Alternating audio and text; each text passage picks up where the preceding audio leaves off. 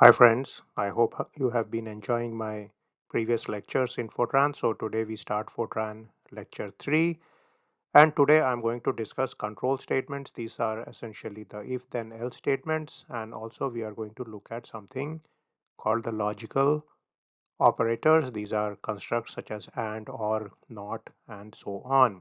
I'm Dr. Ganguly.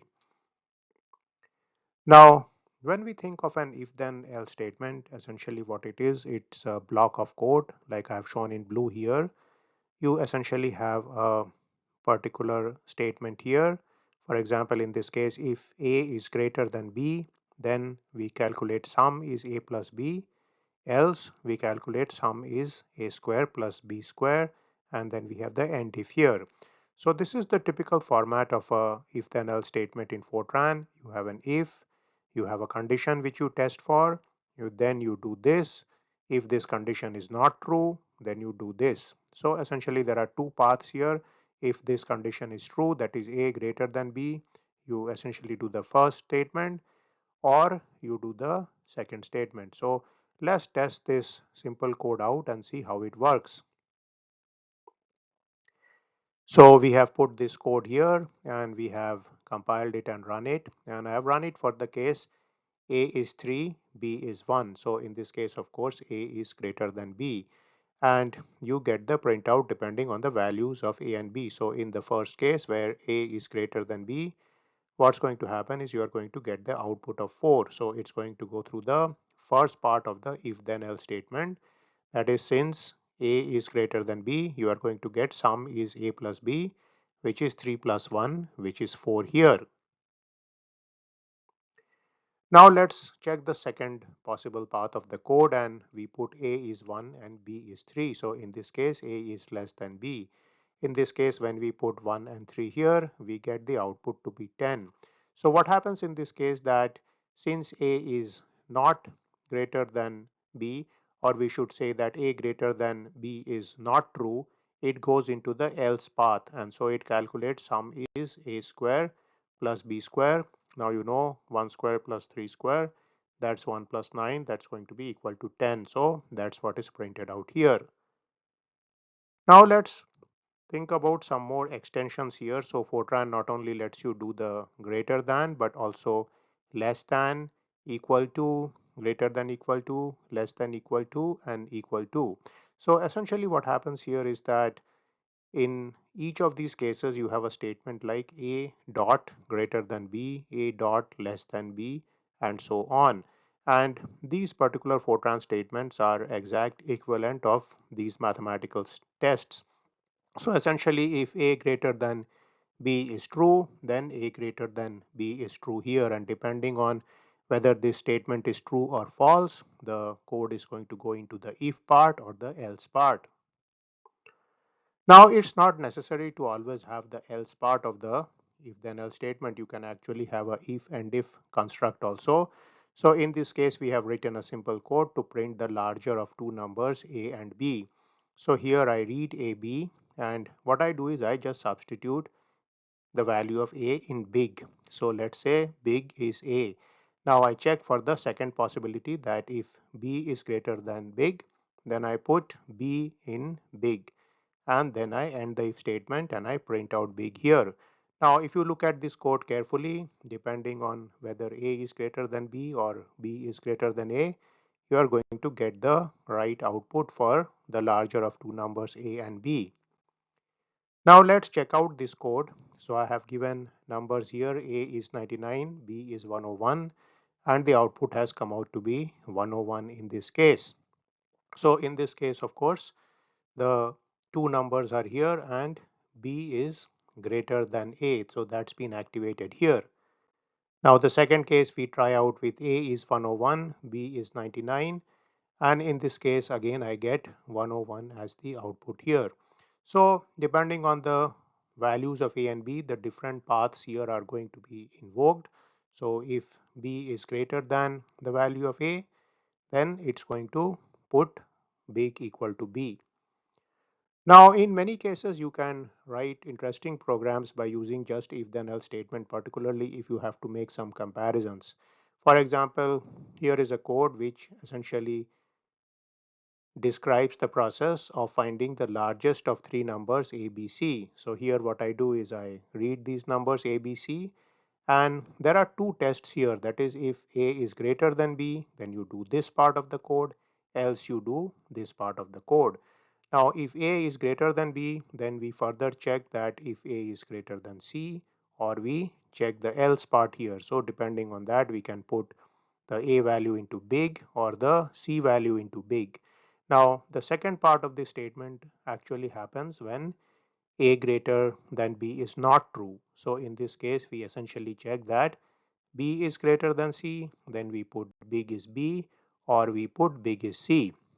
So essentially this is what is known as a nested if then else statement, and you can clearly see here that that is this if else and if, which I have given in red, and then inside this there are these blue if then else statements which are given in blue. So in many cases you can use this kind of nested if then else situations. So let's check out this code. So let me give three numbers 3 to 7. So I have given 3 to 7 here, and the output has come out to 7. Then I gave the output 372, and again I got the right output 7. And then I gave the number 732, and again I got the right output 7.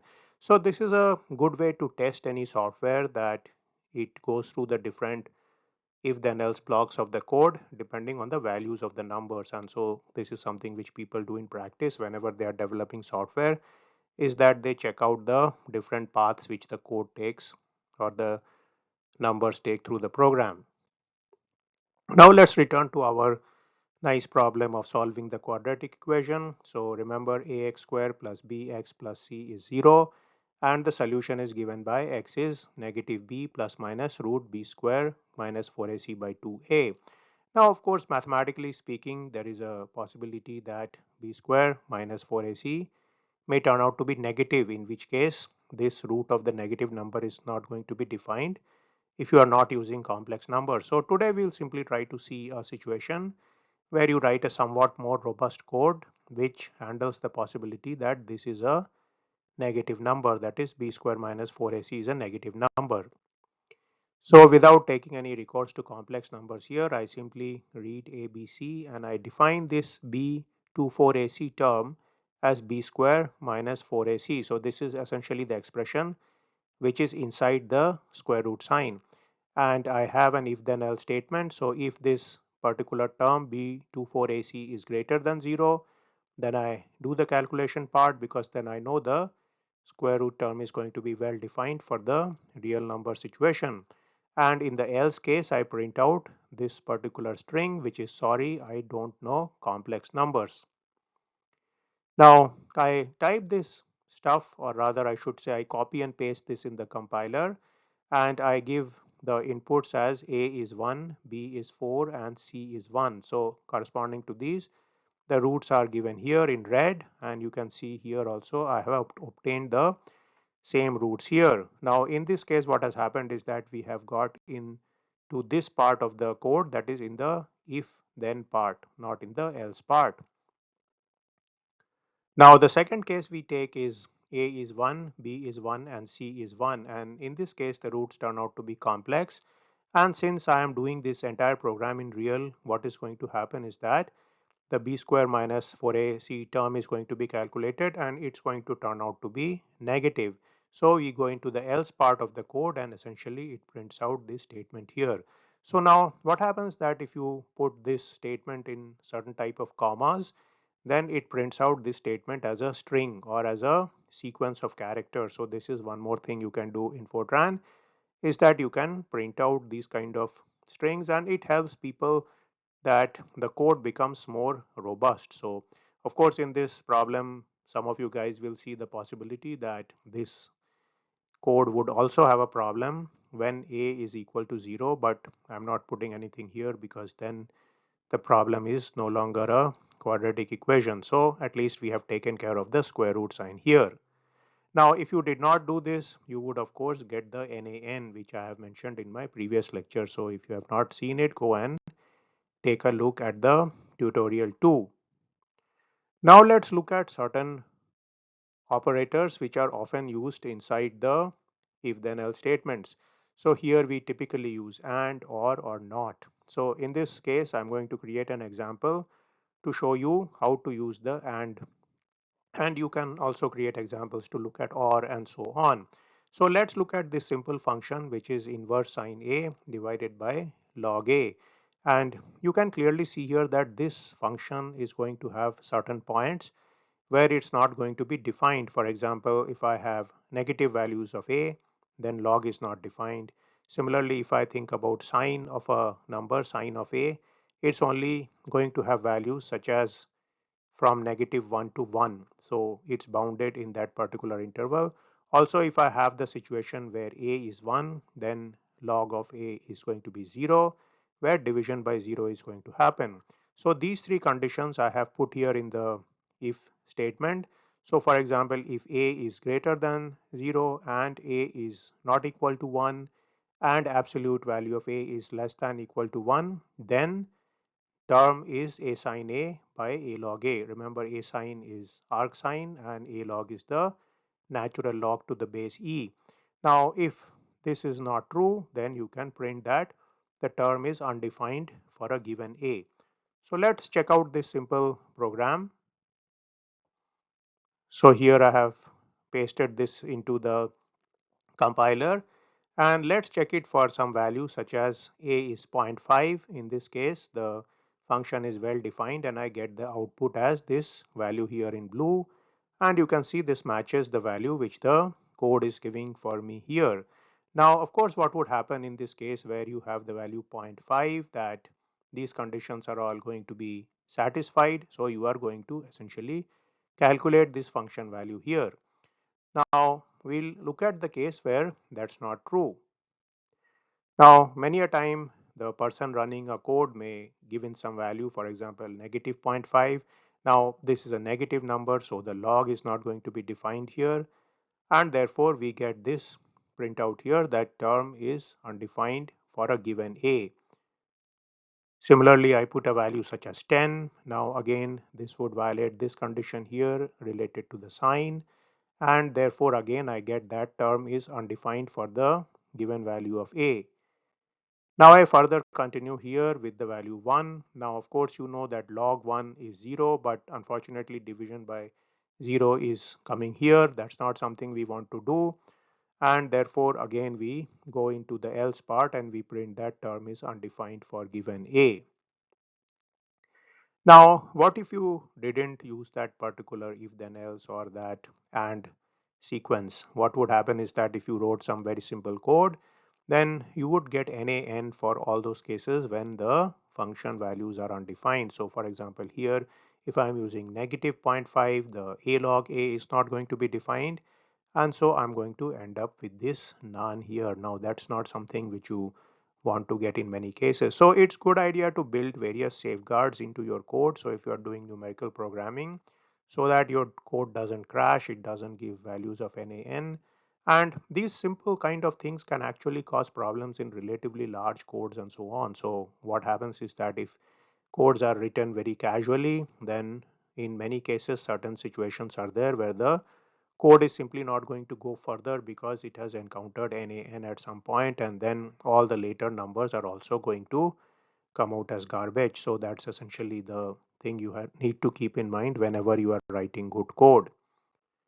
So that was the introduction to the if then else statement and the if and if statements. These statements are very important because they not only let you do some simple calculations like I showed here, but also in many cases if you are dealing with convergence, for example, if we write a Newton-Raphson code and then we want to see when it has converged, we can put certain if statements there. Now one of the exercises you can do or homework is that try to write a program to find the smallest of three numbers. I have done the program for the largest of three numbers, and now you can look at a program to find the smallest of three numbers and check it out and see how it works. In the next class, I'm going to discuss about the do loops, typically the do continue statement, the do and do statement, and see if we can solve a problem with that. For example, try to solve a nonlinear equation using methods such as the Newton-Raphson method. So I'll see you in my next video. Until then, look at the videos I put on the end screen also for further knowledge into the mathematics and research of various fields.